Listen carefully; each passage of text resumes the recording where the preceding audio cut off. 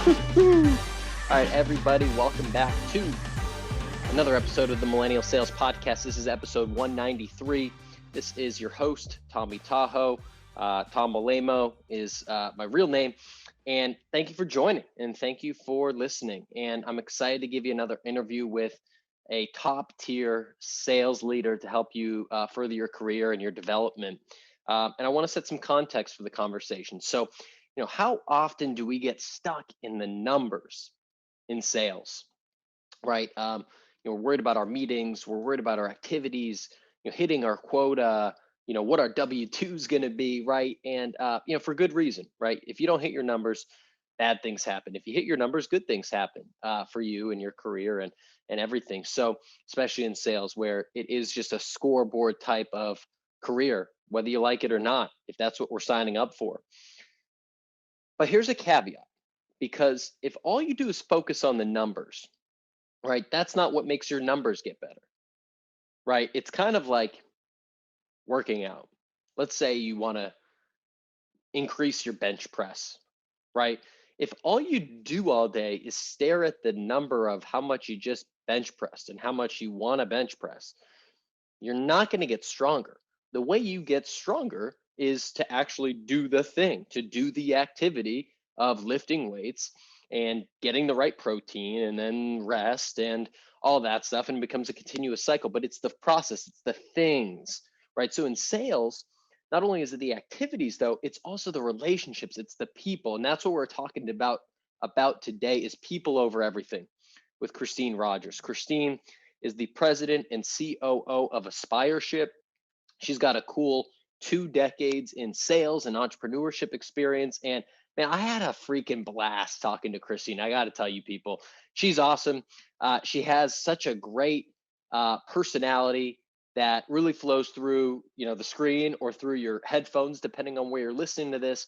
And I think not only are you going to get a lot of wisdom from her, you're going to get a lot of inspiration from her. You're going to get a lot of tactical advice that you can take to your career, and you're going to want to just connect with her. You're going to want to talk to her. So first things first, go hit up Christine Rogers on LinkedIn, get to know her. She is, a member of, Revenue Collective. If you're a member of that, she's, joins a lot of the Thursday night sales that Scott Leese and Amy Volas put out. She's active in the community. So hit her up and try to spur a conversation if you'd like. Christine and I talk about a few main things in this episode.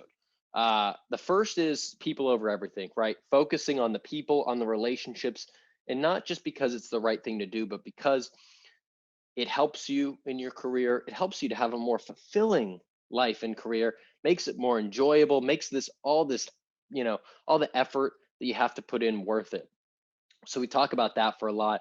We talk about her career arc going from insurance sales to being an entrepreneur to getting into software, and now at Aspireship, what she's doing and what they're building there, which is really cool, helping connect wannabe salespeople with some of the top tech companies in the world, which is really amazing, and training those people to become salespeople and get an SDR job.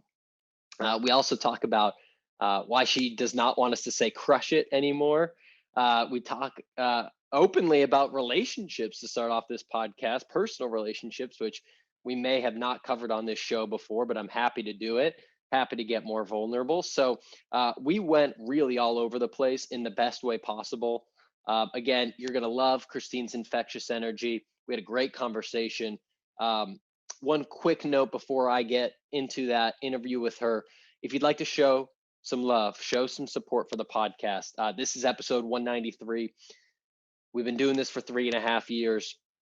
We've got no ads here for you, but the way that you can support is go to Apple Podcast, take 1 minute, leave a 5-star review. That helps the show's reach. That helps us, helps me to get better guests, helps me to create a more valuable show for you all. Really, that's what that does. And if you like it, see a friend, tell a friend, share this out on social media, text it to a friend, email it to someone, send it to your team's Slack channel as a way to look good. Whatever it is, I'd appreciate any shares. I'd appreciate a review. You can also check me out here on Spotify. We're on YouTube, anywhere that you listen to podcasts. I appreciate you tuning in.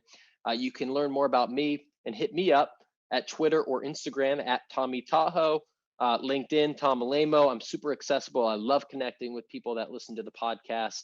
And maybe we'll get you on the show someday. So hit me up, leave a review. Without further ado, let me get into this wide-ranging conversation with my friend Christine Rogers. Let's go.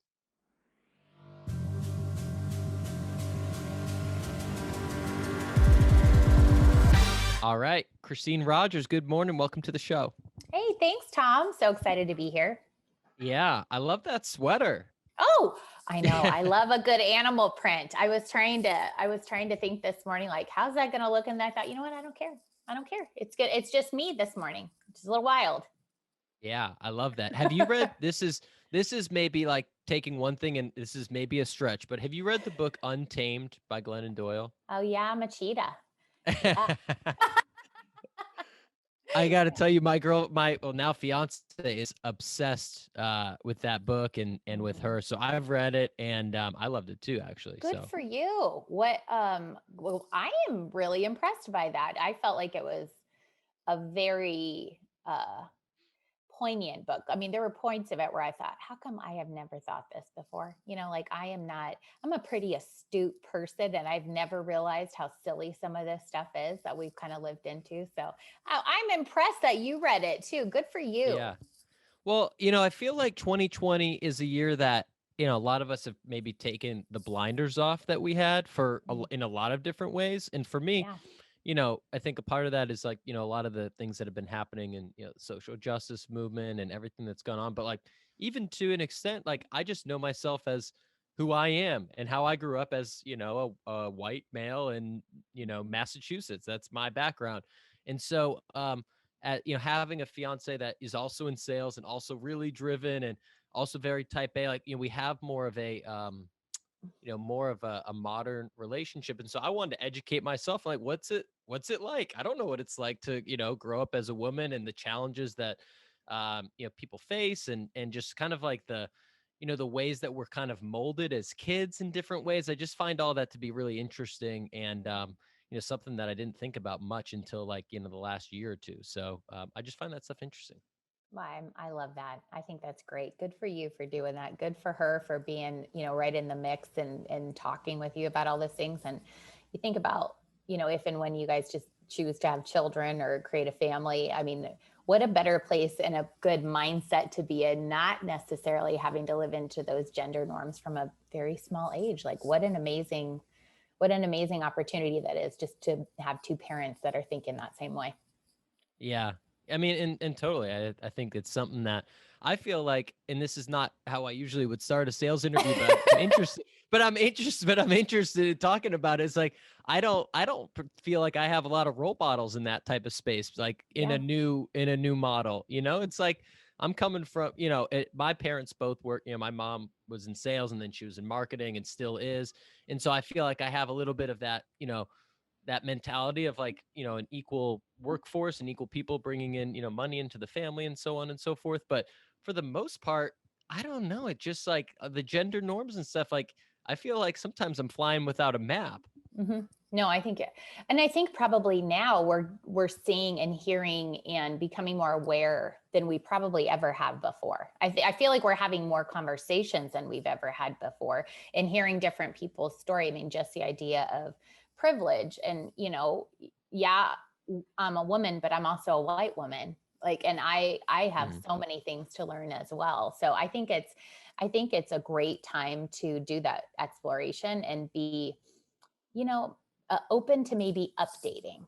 That's what I'm just trying to, okay, I'm not saying necessarily like with some family members and things, I'm not asking you to change, monumental change, but is there a way, I mean, that we could just maybe just update a little, just like update the software kind of situation? Yeah. Is there a little bit that we could do there that might be interesting? And I'm finding there's more openness than probably there was before in some areas. So I'm grateful for that. Yeah, absolutely. Well, I think that's just something that, everyone, relationship is such a, individualized thing and everyone goes about it in a different way. But, one of the reasons I love doing this podcast is meeting people that are, really successful in, sales or entrepreneurship. But I feel like the people that I look up to and follow and connect with, I don't know you that well, but like probably like yourself, do challenge a lot of those norms and try to make, their relationships or their life fit to the mold that they want to create, right? It doesn't have to be the way that it always has been or the Yeah. way that someone else did it. And again, I'm just inferring. I barely even know you, but I imagine that you might be someone that does something like that. Well, I think that we have an idea of the way to be successful is A plus B equals C. And in sales, we are so process oriented, and we have methodologies, and we have word tracks, and we have scripts, and we have Yeah. all of things to try. And this year has really taught us that we need to throw some of that out and really kind of start from scratch, and be interesting and be interested and do things a little differently. And my team gives me a really hard time because whenever I hear the crush it, I'm like, why do we have to crush things? Like, why? Why do we have to dominate? Why do we have to crush? Why do we have to like pulverize and do why do we use those words? Like, we have goals. We want to hit our goals. I'm a very driven, goal-oriented person, but it seems like it's when we create the win-lose as the only possible outcomes, it starts to get really uncomfortable. And I think that's where we've had and seen and been a part of burnout, over the years. And, I'm not proud of all of the ways I've led before. And I think it's a good awakening, a time to think, they laugh because anytime somebody says crush it, or they all look at me, or we're going to crush this, or blah, blah, blah, blah, blah. And I'm like, can't we just hug it? Can't we just like snuggle it? Like, what can we, like, why do we have to pulverize something? Why are we talking about that? And it's just a different reframe to get us all to realize like, we're not curing cancer. Yeah. It's a job. We're slinging software. Or we're doing technology, or we're helping people, and we're getting them jobs, and whatever the thing is that we're doing in selling. Let's not mistake it for the most important thing in the world. Like, let's just keep it reasonable.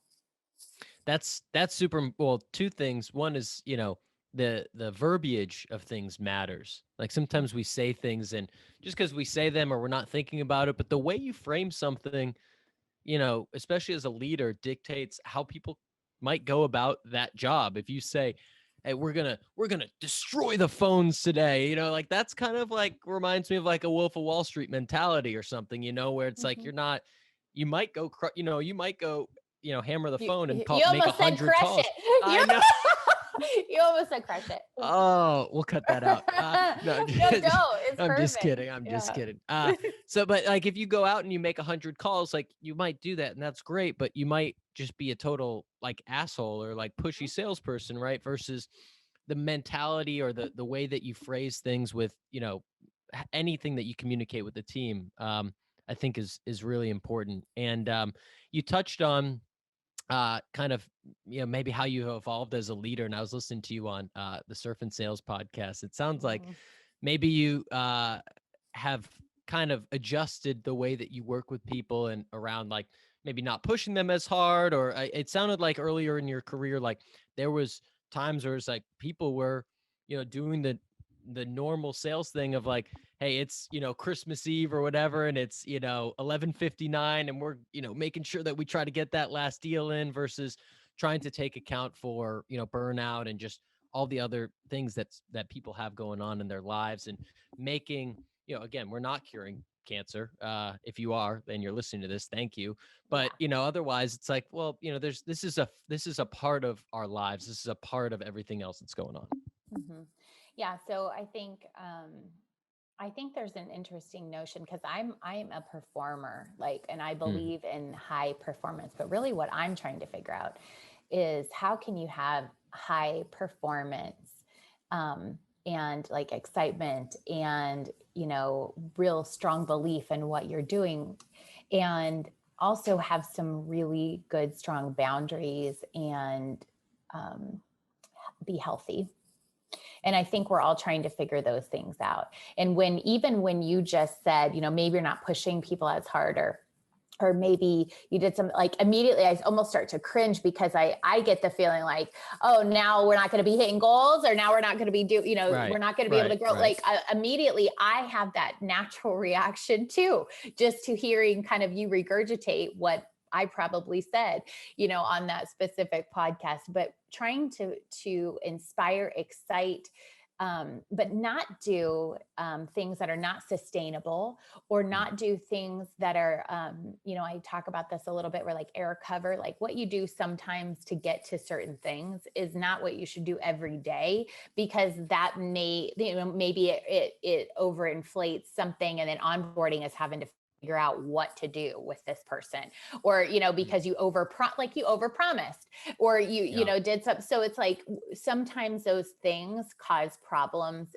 but for the sake of goals, I have seen before, and not just in companies I work at, lots of different companies, where we sacrifice certain things and in order to hit certain business outcomes or goals that we're working on. And sometimes you know what those are, and sometimes you don't know what those are. But I think it's just an important time to ask all the right questions, get the information, and do the best we can without, kind of like whipping the horses. It's, it's not a good place to be. Yeah, and you mentioned the word sustainable, which is super interesting because it's sustainability is a huge topic in a lot of areas, in what we're doing, for climate change, and in the fashion industry, or in the in the way that we're doing consumer packaged goods. But we don't talk about that a lot in like a sales culture, especially at like a startup sales culture.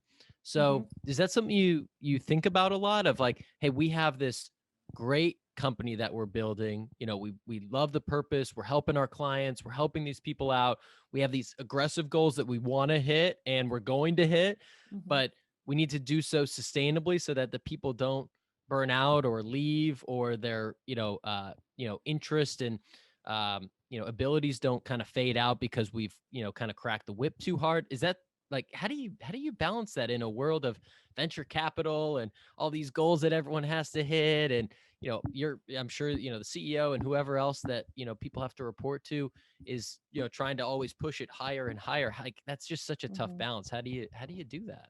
I think there's a couple of things that I think about. So first, I don't have this thing. I don't have this cooked. I don't have this baked. I don't know, but these are just my thoughts around it.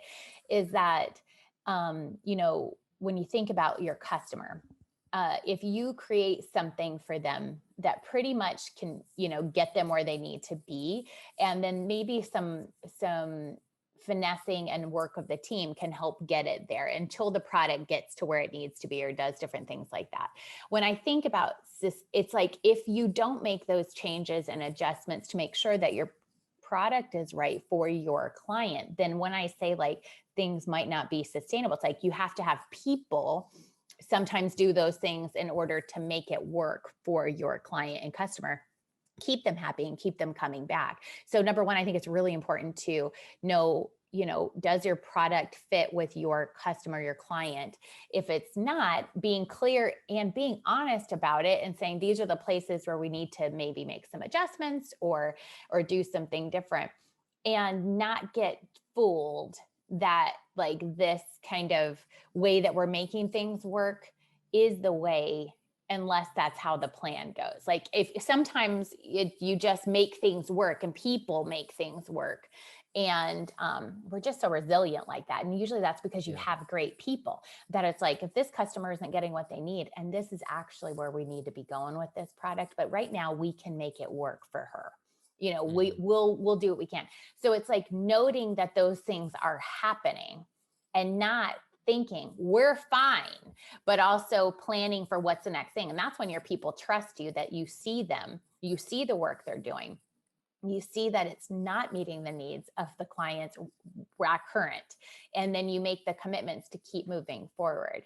And I think it's just one of those things that's an important piece. And it doesn't mean that we're not constantly going to do that, because it's never going to be perfect. And the evolution of our business and of our product and of our offering should always be changing and evolving as the market, as our customers need more or less or whatever. So I think it's just those are just a bunch of thoughts that I have about creating something that is like kind of a longer play here to really understand what, rather than like, let me make it look really good and kind of try to schlep it or sell it or do something with it really quickly before you actually look under the covers and see what's there, but really trying to build something solid. Yep. And wanting to, yeah, like you're saying, play the long game. You're not trying to, sling a deal and have a customer for a month or a quarter. No. Like it's building No. those longer term relationships. And that kind of segues me to, I'd love to take a step into your kind of career trajectory. Mhm. And, from checking out on LinkedIn, and this might segue from, what it looks like you started off in insurance. And it looks Uh-huh. like you might have even done the insurance throughout college from the timeline. Is that right? Did you start did. like the first year you were in college? And if so, was that like, hey, I need to sell or have a job to pay for college, or I'm just super hungry and like I'm gonna do my classes and then like start my career early? Like, what was the impetus of that? That was funny. So yeah, I mean, I started in college. I needed to get a job, and I started as in insurance. Basically, what you do is, they called it at that point like an ex-dater. It's so funny. I'm totally dating myself. That's like telemarketing, pretty much. Okay. So all you're trying to do is find out when people's expiration dates of their policies are. So think about your auto insurance. It comes up every 6 months. So really, I wasn't trying to sell anything. That was my first, but that was my first kind of job, is just, hey, I don't want to sell anything, but like, when does it expire? Then we knew that, about a month prior is a good time to call them and get that. So that was my first job. And then I just learned more and more, got licensed, I was training insurance agents. So just kind of, started that, did that for quite some time. And had just an amazing leader, an amazing boss who really taught me a lot about how to treat people through this, and was very well respected. So he really enabled me a lot to make a lot of decisions. And, I had a lot of fun. And then went into my own business after that. Bought into a retail store that I was actually shopping at. So it was a kind of a boutique retail store for baby furniture. And so did that for a few years. And that was really a big, huge learning experience. So that's when I actually started realizing there was a sales process, and there's a sales process in everything. And that was fascinating. So, new mom comes in, maybe just finds out they're pregnant. The next time she comes in, she brings her best friend that she has bought furniture from me before. The third time, usually it was grandma, and usually grandma's buying the crib. And so that was probably what was going to happen. And then the fourth time was dad to get the rest of the furniture and do all of the other things. But, really understanding each of them needed different conversations. Each of them had different things that were important to them. So I didn't actually know all of those things, because insurance is something that people have to have.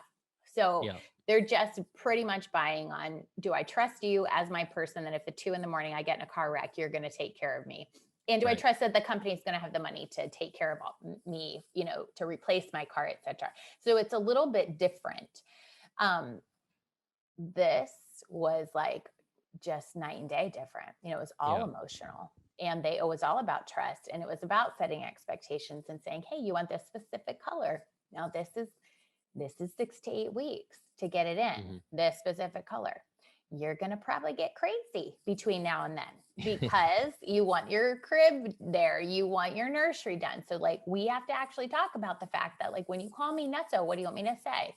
Because like, we're still going to be within that timeline. And so it was a really good learning experience. Also heartbreaking when we had to close it. Really, like, that was our dream.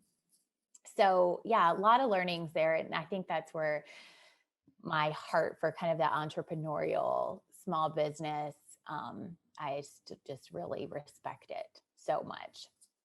Yeah. What was that decision-making process like? Because I imagine you were probably doing pretty well at the insurance, as an insurance agent, doing training, and probably pretty well financially after like 7 or 8 years, then to jump into an entrepreneurial venture.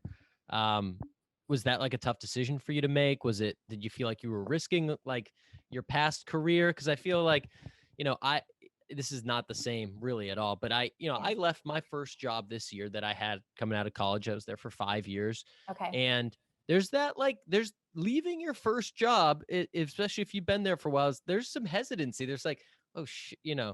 is everything going to be like this? Like, am I going to do well anywhere? Is like, this the only thing I can do? And like, there's kind of that imposter syndrome maybe in the back of your head because you've only proven to yourself that you can really do that one thing professionally, at least at that point.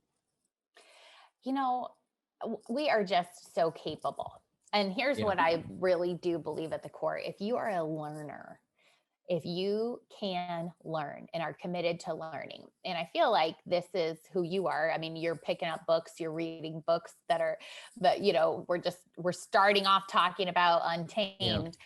Yeah.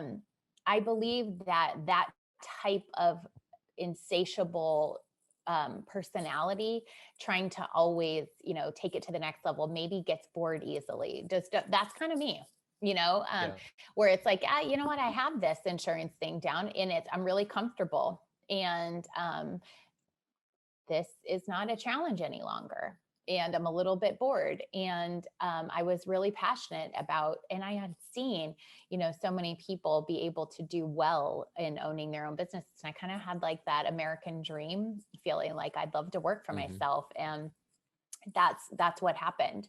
And I think that probably I'm not going to say we all, because there are people that are super happy doing the same thing their whole life and live, do 25 years or 30 years. My husband's one of those types of people that he's a cop and he is great at it. And, it was funny because by the time, he was a few years in and I said, by this time I would have already been like promoted to lieutenant. I don't even know. Like, what are you doing? And he's like, hey, I like what he's doing and learning and what his path is different than mine.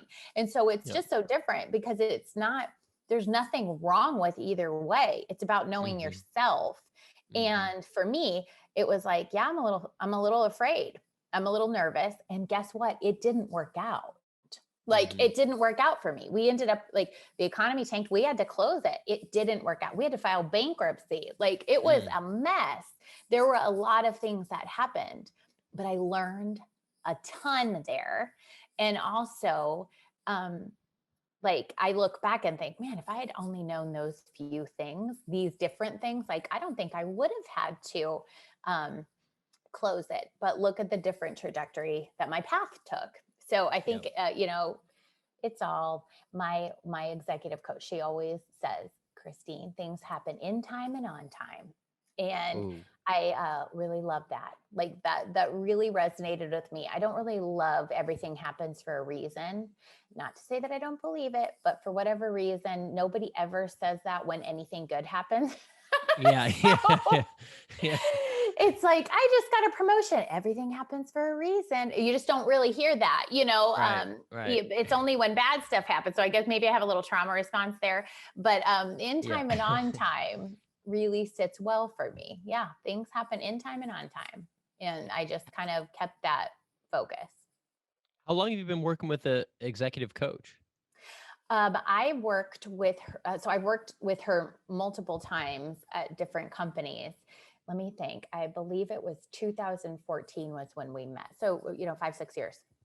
Yeah. And has that had a major impact on you? I mean, obviously if you're kind of picking things back up, but how does a coach help you, with your leadership process or as a business person? I think that's super important. So not all coaches are good for everyone. So that is one thing to really pay attention to, is picking someone that can help you with the things that you want to learn, develop, and grow. And it's I've talked with multiple people, and this is a thing. You need to pick the right person to invest in. And she is very different than I am, and very warm, and also had a lot of I was really moving into more executive level positions and needed some guidance on being a better like executive partner, being a better executive collaborator. And also not just thinking that I was being silly when I was coming with questions. She has probably some of the best advice she gave me is I'm like, it would be moments where I think, maybe I'm being silly about this, but like, I actually am concerned that I might get, replaced by, or somebody else is going to come to the table and then they're going to be like, oh, Christine, you're only a VP. We don't need that because now we have a C level. And she's like, oh no, that's very likely to happen. And also because you're a woman, it's more likely to happen. So she was like very clear that like very point blank, and we can have conversations called let's talk about this now before it even becomes an issue. And you have those conversations with the people that you need to have. And because we're forward looking. I wasn't just here and focused on what's happening right now. So she really helped me understand about how to look to the future and how to set myself up with great and poignant and I would say very intentional communication now, so that in the future, it's setting a good foundation so that when decisions get made, we've already talked through these possible scenarios. And do you wish that you did that earlier, or do you think it makes more sense to do it at the level that you're at? Like, would it make sense for someone earlier in their career to hire an outside eye? And the reason I ask is like, oftentimes as a salesperson or maybe a SDR or a frontline manager, you have your one-on-one with your boss, and it's, they have a vested interest in you doing, your thing well, and they have their set of eyes from, upper management or wherever.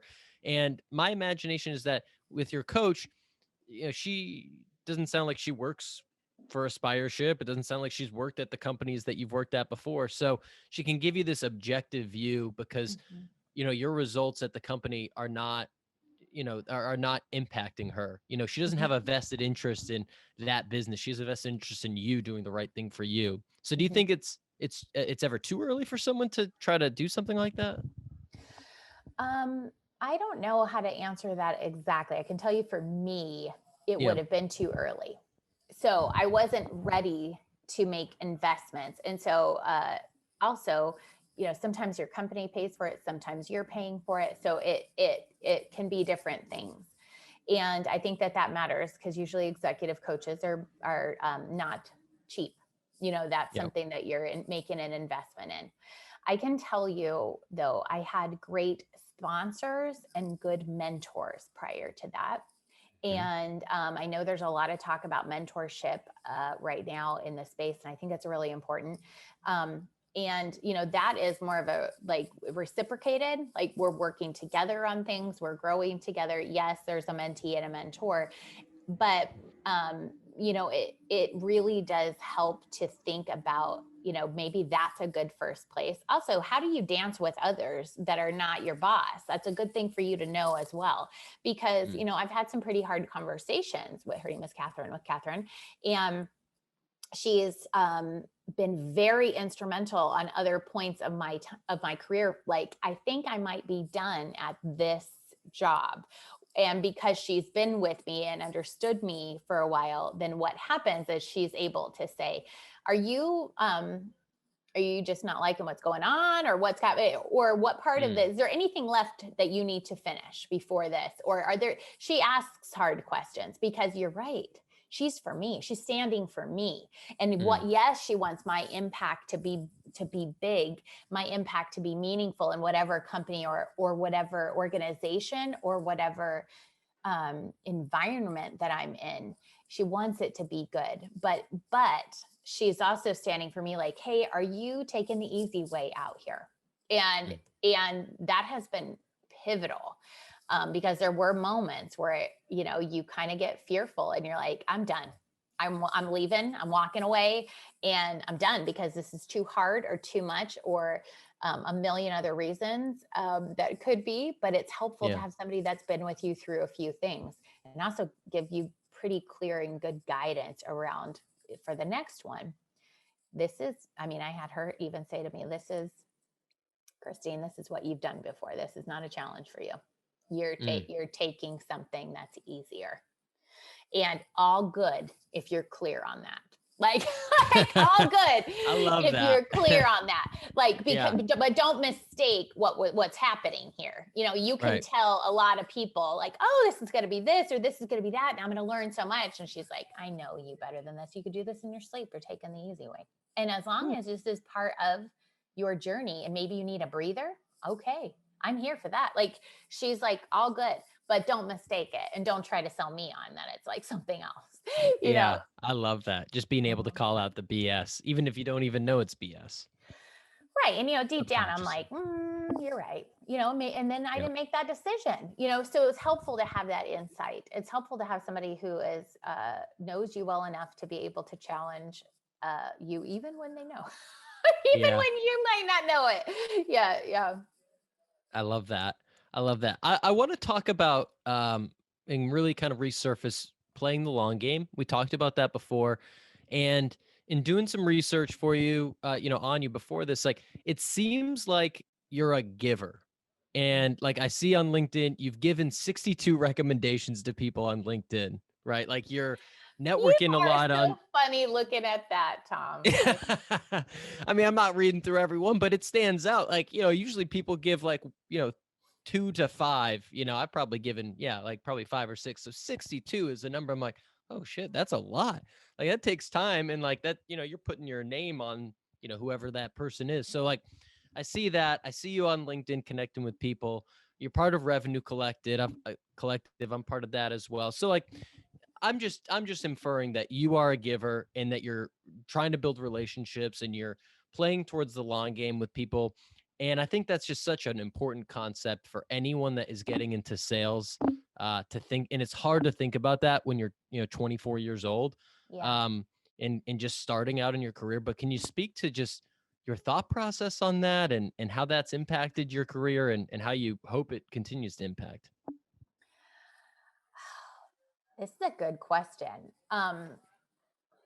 So for me, caring about people and connecting with people is from a business perspective is kind of that, like, well, we're gonna dance together for a while. I'm not gonna ask you to do for stuff. And at a point, if we can partner together, this is gonna be so much fun. If not, it's okay too. But I guess I look at, like, if you look at most of those recommendations, those are people that have been on my teams. Those are people that I've have directly worked for me or with me, and I care deeply about them. And so for me, that is no game. That's a zero game. That's just I love them and I would do anything for them. And if taking a few minutes and writing something and not, they take me a while because I really do think about my people and what exactly, Elise brought to the table, or what I learned from her, or what Ryan Bender did and said one day that caused me to think differently about everything, other thing. Like, I think about people. And so I don't want it to ever be like that conversation around the long game, the short game, all these other things. When it comes to people, there isn't a game. I just love them. I really do. And I have been so fortunate to have just incredible people around me that have, I feel like, when you're in a pickle, or you're and having a tough quarter or a tough month, and you look around and you can look at both your executive partners, the people that are your peers, and also look at your team and just know that, like, we're here for each other. Man, there's just nothing better. There's just nothing better. Even when you are at midnight working, at least you're together. And so I think about that as, if you can do anything while you're young and you're learning this, it is about being intentional and giving before you have much to give. So it is about saying, like, thank you.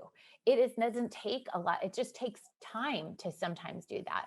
I had someone write me a really kind LinkedIn message a couple of weeks ago, and I could tell it was very thoughtful and very kind and just expressive around what specifically taking Aspireship had done for this person.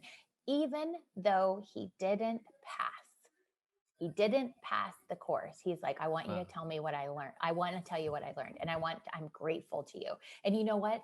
Like, I'm going to do whatever I can to help that guy get to where he needs to be, pass it, get him where he needs to be, like whatever we can do, because it's about expressing gratitude and starting early and being genuine, not just doing it because we're having this podcast. It's like, oh, let's ask another thing to check off the list of things to do. But like, I just think that's one of those things. If you start it now, if you start it when you're 22 to 24, and you're really like starting to figure out who you are and never take things for granted, God, you're going to be in such a good spot. That's so, I mean, I want to drop the mic for you on that. I love that because we get caught so often in my quota, my job, my this, my that. Let's do this task, then that task. And maybe once in a while we take time to reflect on, the holidays or something, or at the end of the year, like, oh man, I am really, glad that I met this person, or man, my boss or my colleague or my customer, whoever's like, man, they're a great person. And like, I'm going to let them know, once every 5 years. And I feel like taking that step back and understanding that, like in the moment of like, wow, this team is fucking awesome, or these people. And like, I know I've got a to-do list, but like talking to this person is more important. And like, as an example, the CEO at the last company I was at is, he's an amazing leader, and, running a public company and doing all this stuff. But if someone had, like, if I had a question or if I had a problem, it did not matter. We're sitting in his office for 90 minutes. Like he's blowing off, whatever calls or things, like, and we're handling it. And there's a handful of people that you meet that really, like, they're there with you. They know that they really do give a shit. They really do care. And, you just strike me as one of those people. And so I imagine that's why where you go, there are successful outcomes, and there's great people that probably follow you, and you kind of attract those types of people. And so I think if someone's starting out their career, yes, you want to, crush, I'm putting it in quotes if you're not watching it on YouTube, crush the phone, or, destroy your quota, or, whatever, other verbs you want to throw in. But the people that you have around you and the relationships that you can develop with your colleagues, with your customers, with random people on LinkedIn can really not only pay off for you in the long run, but it just makes your life better, and you make their life better. And that's what part of this is all about. That's, it's not just all about the quota. No, I mean, how boring. I can't imagine. Like your life is so much more enriching. Like you think about it, and it's just,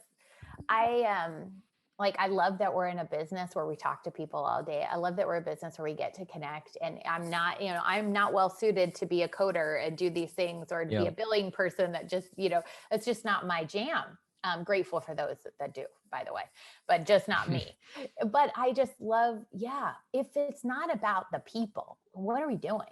Like I mean, because it's just that. It's we're having a conversation, and the most pivotal conversations that I've probably had in business have not been scheduled, have not been one-on-ones, it's because somebody took the time in the moment to say, hold on a minute. What did you just mean when you said that? How did that feel? Why are you, I'm sensing you getting agitated, or somebody, early in my career, even saying like, your body language is really pretty hot right now. Like what's going on? And being able to have these moments where you're like, that stuff is never scheduled.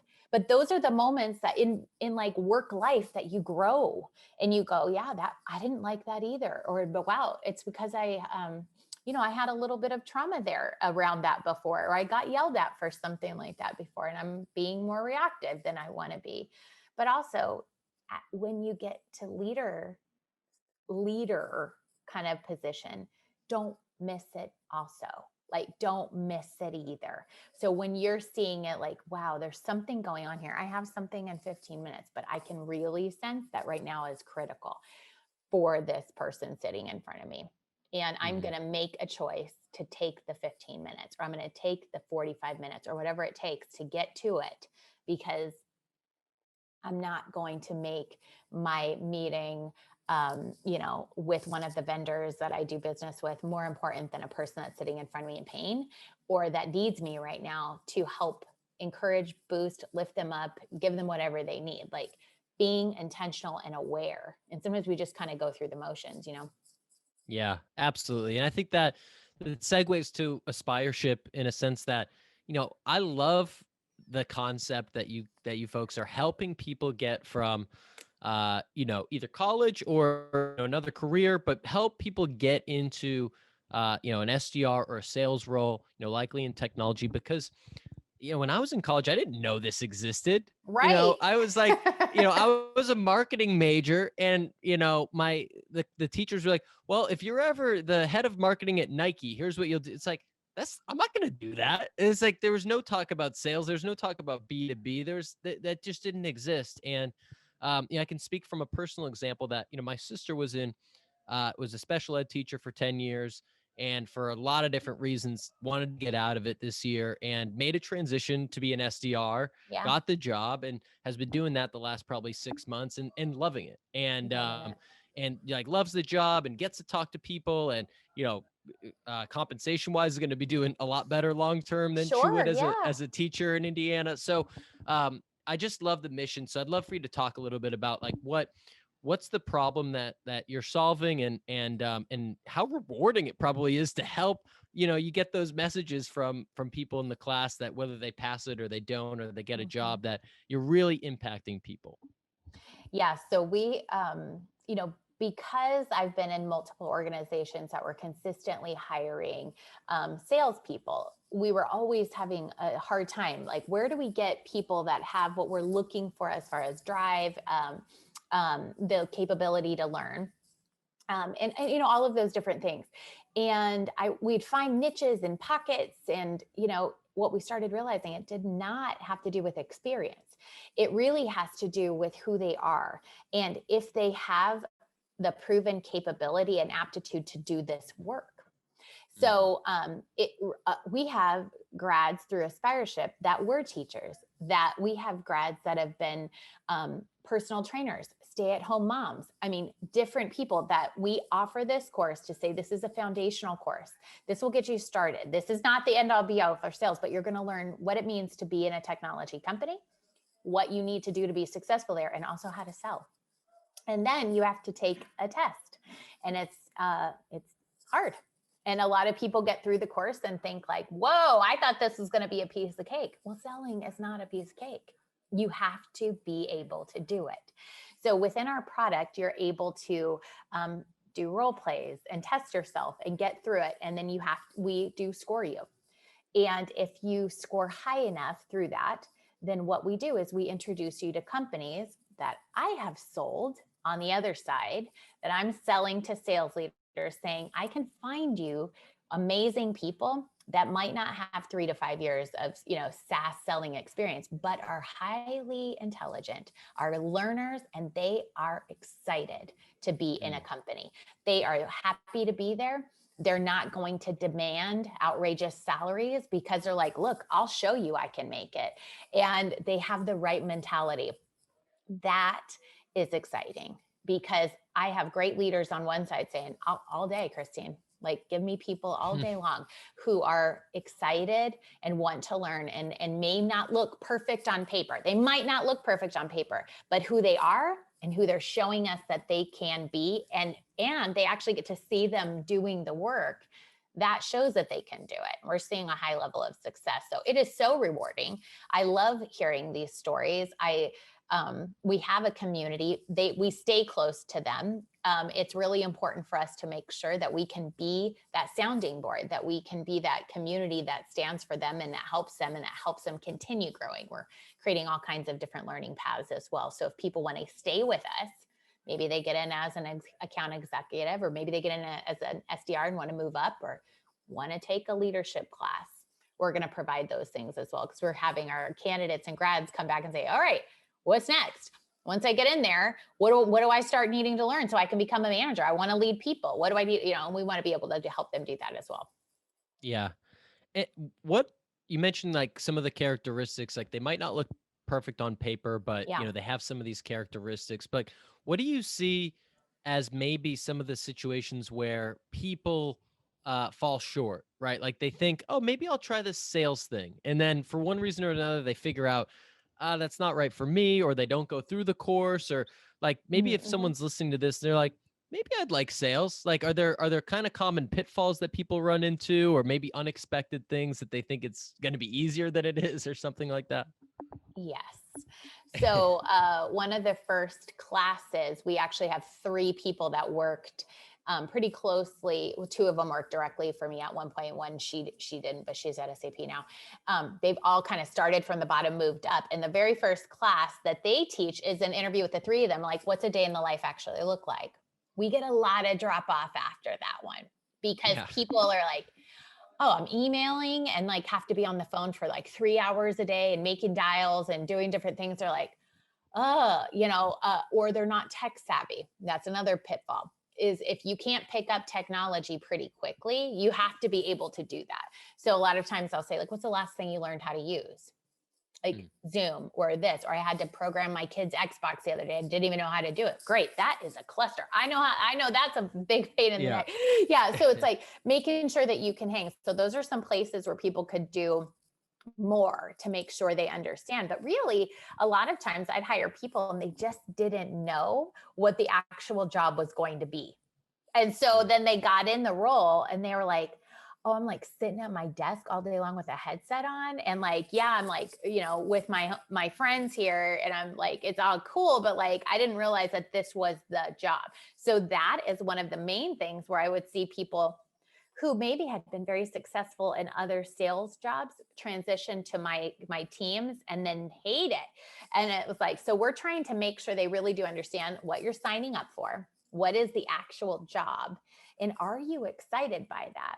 Do you like a more transactional? Like, are you a person that likes that hit of adrenaline? Like where I would come to my reps and go, a deal a day. I need 1 a day from you. What are you going to bring me? What do we have? Where's the pipeline? I'm building the pipeline. Like, do you like that? Or are you one that's a little bit more like, milestones make me feel better and I can do these things and I'm not necessarily looking for those quick hits. These are important things to know about yourself, but we have a lot of people that don't complete the course. And then when we go back and ask them why, a lot of times they say, I just realized sales wasn't for me. That's what I realized. I thought it was something different. I'm not exactly sure what people think it is, but they know through the course that that's not for them. And you know what, Tom, honestly, I'd rather that happen. I do not want people to come into this space and be disappointed by it, because it's an incredible opportunity. It really is, for the right people.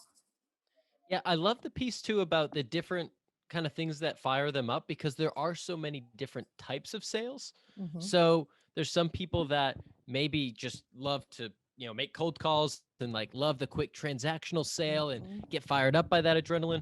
But some people that I know, like, that are in sales and have been doing it for a long time, they struggled at the start because they weren't really, didn't have the best mindset maybe for prospecting or for like these quick transactional deals. But as they started doing bigger customer relationships and longer term deals and got to build relationships with people, they really flourished. So I think, kind of scoping out, I know you can't start with that from the beginning. You got to earn your stripes, so to speak, but to try to kind of understand and help guide people too, because there are different companies, different products, different roles within them. You are all kind of different flavors of sales. It's not just one thing.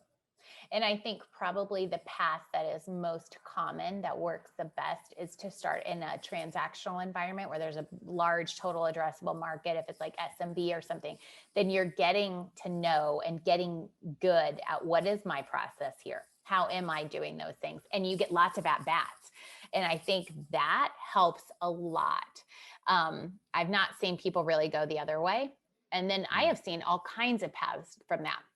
I have hired, new customer acquisition, highly transactional. And then I just hear, him on the phone, just solving all the problems and doing all these things. I'm like, he's really probably more of an account manager. Like, I bet you he's an incredible account manager. Move that one over to here. And then he just does so well over here is, it's very relational, very much like I got to fix their customer service problem and I'm going to upsell them. So like you can, but most of the time that's that first, you got to cut your teeth a little bit in that environment. And then, maybe you can move to mid-market. Maybe you can move to strategic. I've had lots of people move to partner roles where they're, serving channel and partner and doing selling that way. So there's lots of different places to go within this space, that it's not necessarily like, well, I'm going to do sales and then I'm going to get a senior sales title and then I'm going to be a manager and then I'm going to be a director. It's like, there's so many things to do. So it's really a good one. Yeah, I love that. I love that. And as we're wrapping up here, first of all, I got to say this was amazing. I love talking to you, and I love getting to know you better. And I think you just brought up a lot of great kind of counterintuitive points, especially if people are younger, maybe newer in sales, they have the stigma, or like I even feel sometimes I feel what you're saying, but I still sometimes get in my head like, fine, I don't have enough pipeline, don't have enough quota. Like I think about that type of stuff, maybe sometimes too much. And sometimes you have to, focus more on the process and the people, and the good stuff comes from that work versus just being, super, kind of hyper focused on whatever that number is. So I love the conversation. I'd love for you to kind of outline for people first where they can find more about Aspireship if they do want to, get into a sales role, or if they're an SDR and maybe they want to learn more, or whatever stage they're in and they could use some more kind of training and education. And then where they can learn more about you and maybe get a LinkedIn recommendation from you or something, or connect with you. Aspireship.com is our website, and that is where you can sign up. You'll be able to find, we actually have now like pieces of content, so you can start to see kind of what the format's like. And so you can really get a good idea if it's for you. It takes about 5 minutes to sign up. We're not asking for anything. So it's definitely something that if you're thinking about selling, or a lot of times people have heard their whole life, you should be in sales. You should be in sales. You've got to get the gab, right? You should be in sales. If that's happened to you and you've just been a little bit nervous, like I'm not sure, and I don't know if I can do it, this will help you a lot. Will help build your confidence, and will also let you know like, oh, I got more work to do, or, these are the things that I'm going to have to get better at. So, so you can also find me there. I'm all over LinkedIn. I am absolutely somebody that I would love to connect with anybody. And I also go to Thursday night sales. I think you've been there before, Tom. Yeah. Every Thursday night, I always go, and it's a happy hour. And that you can find on thursdaynightsales.com. You can sign up. It is a happy hour for salespeople. And so many of our grads have come to that. And that's how we've all gotten to know each other. And so far we've gotten multiple of our kind of people that we met in that happy hour have come through Aspireship and also been placed in jobs. So like, it is a fantastic networking opportunity, and also just it really is a community hundreds of people every single week. People are answering questions. They're meeting people, like you're saying, that you could get a job that way. I mean, that's like, in a world where we're all stuck in our homes, that's the best like live activity that I know of as a salesperson right now. Well, as somebody who's questioned, like maybe I want to be in selling. And what's funny? One of my friends came, and then he never came again. And he's like, that wasn't for me. I was like, oh, because you're not like you're not like, he was trying to decide if he was a salesperson. I'm like, he's actually a sales engineer. Made all the sense in the world. Like once he started figuring out that's more my jam, like, yep, that makes sense. That's why you're not as enthusiastic and high after that. Like, I'm excited. I'm drinking my wine, having my snack, having a good time. It's a good time. I love it. That's awesome. Well, Christine, I appreciate the time. Everyone check out Aspireship, add Christine on LinkedIn, follow her. Check out Thursday Night Sales. And for everyone else, we'll be back next week with another episode. Awesome. Thanks so much, Tom. Yeah, thank you. Thank you so much for checking out that podcast. I hope you saw value, whether you're, working out right now, or doing the dishes, or, laying around the couch, whatever you're doing right now while you're listening to this podcast. I hope you enjoyed it. I hope you found some value. If you did, the only thing that you can do to really help me out is to share this podcast with a friend. Share it on social media, and please subscribe wherever you're listening, Apple, Spotify, YouTube, wherever it is, and leave a review on Apple if that's where you're listening. that's what helps us to spread reach, helps us to get better guests like the one that you heard just now, and to give you as much value as possible. So connect with me, LinkedIn, Tom Alemo, Instagram, Twitter, Tommy Tahoe, and subscribe, leave a review, and make it a great day. Peace. Thank you so much.